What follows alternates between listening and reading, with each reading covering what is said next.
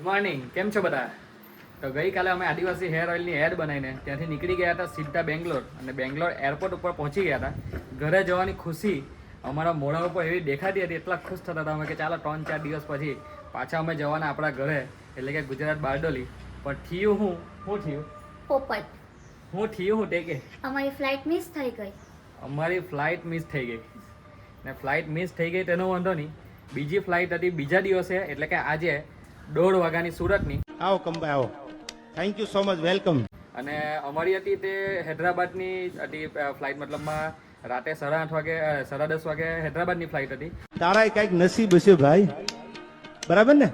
ત્યાર પછી હૈદરાબાદથી સુરતની ફ્લાઇટ હતી. તો હૈદરાબાદની બી કોઈ ફ્લાઇટ નહીં મળે, સુરતની બી કોઈ ફ્લાઇટ નહીં મળે, ને આજે અત્યારે 1:30 વાગે સુરતની ફ્લાઇટ છે.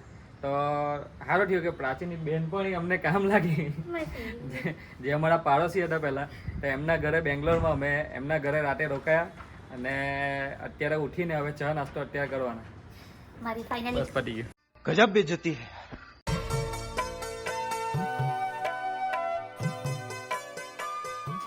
ચાલ ઉતાવળ કર, નહીં તો આજે પાછું ફ્લાઇટ મિસ નહીં થઈ જાય. જાવની એ તો હારું છે મારી બેનપણી ઉઠી એટલે, નહીં તો તમે તો મને ત્યાં એરપોર્ટ પર બેહાડી રાખીને એરપોર્ટ બતાવ્યા કરતે. અચ્છા, ના પોતી પછી પોતી બહુ ગરમી થઈ ને ગમતું નતું ફરવાનું, પછી મારી બેનની છોકરી છે ત્યાં જતા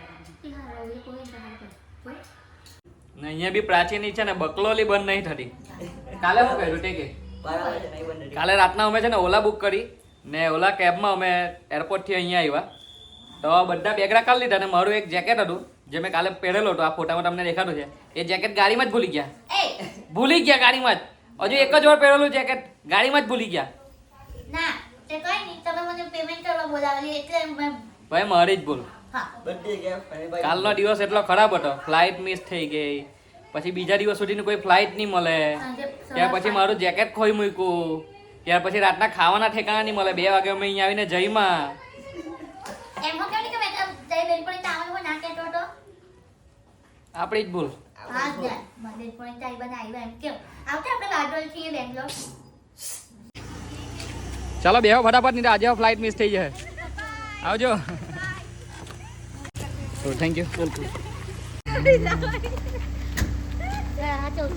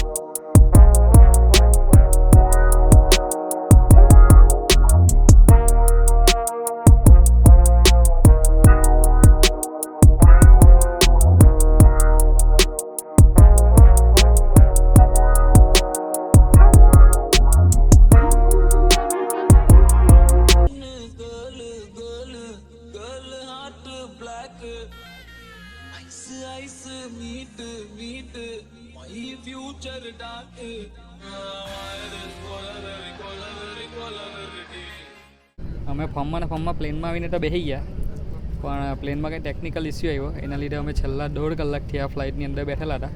આ નહીં એટલે બીજી ફ્લાઇટમાં, ને તેમાંથી અત્યારે પાછા અમને ટ્રાન્સફર કર્યા આ ફ્લાઇટમાં. હવે આની અંદર ખબર નહીં કેટલી વાર સુધી બેહાડે. એ બી તો કેવું કાલે એક ફ્લાઇટમાં બેહવાના ફાફા પડતા હતા, આજે સીધી 2 ફ્લાઇટ ચેન્જ. અમારું છે ને 1 વાગ્યાનું પ્લેન હતું, અત્યારે લગભગ 2:30-3 વાગવાના. હજુ બી અમે પ્લેનની અંદર અહીંયા જ બેઠેલા છે બેંગ્લોરમાં જ, હજુ જવાના ઠેકાણાથી. સુરત જવાનું નસીબમાં છે કે એની ખબર નહીં, હવે આગળ કંઈ લોચા નહીં આવે તો સારું. શ્રી ગણેશ કરીને આગળ નીકળીએ, જોઈએ હવે શું થાય.